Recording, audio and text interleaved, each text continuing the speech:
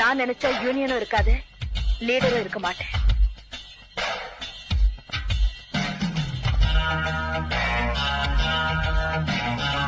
ஆம்பளைங்கன்னா சும்மா நெஞ்சு நிமித்திக்கிட்டு கையை ஆட்டிக்கிட்டு கம்பீரமா நடக்கணும். பொம்பளைங்கன்னா தலையை குடிஞ்சுக்கிட்டு அடக்கமா இருக்கணும்.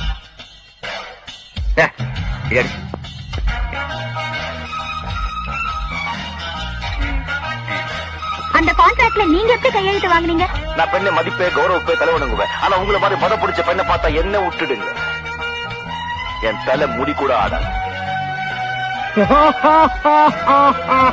நீங்க கிரேட் பா.